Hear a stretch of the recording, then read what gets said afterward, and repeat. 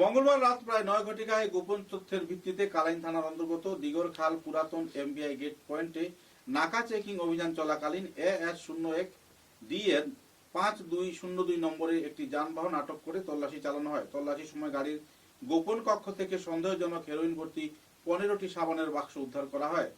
মাদকের মোট ওজন ছিল 177 গ্রাম, যার বাজার মূল্য প্রায় 90 লাখ টাকা হবে বলে জানিয়েছে পুলিশ। এই মাদক প্রচারে জড়িত থাকার অভিযোগে দুই ব্যক্তিকে আটক করে পুলিশ। তাদের মধ্যে একজন নওগাঁ জেলার রংলু গ্রামের বাসিন্দা হাসান আলী এবং অপরজন ডকাব গ্রামের সিদ্দিকুল ইসলাম।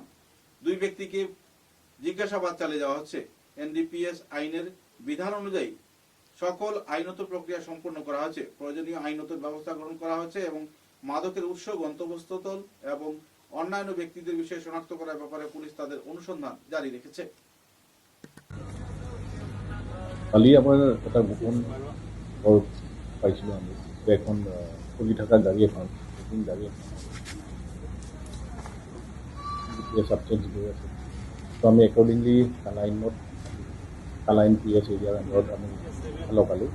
হাতা লৈ পেলাই আমি গাড়ীখন কৰিব পালোঁ।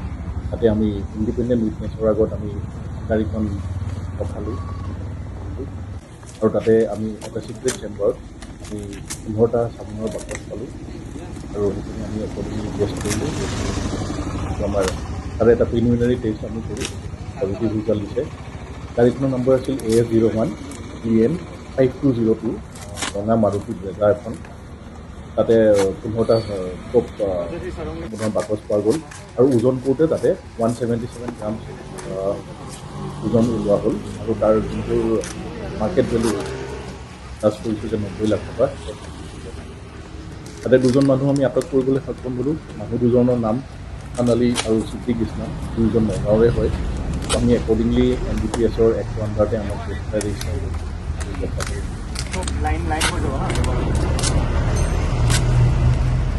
वो लोग दोनों लोग गाँव से भेजने होंगे राज्य, तो वो लोग कलाइन से वो लोग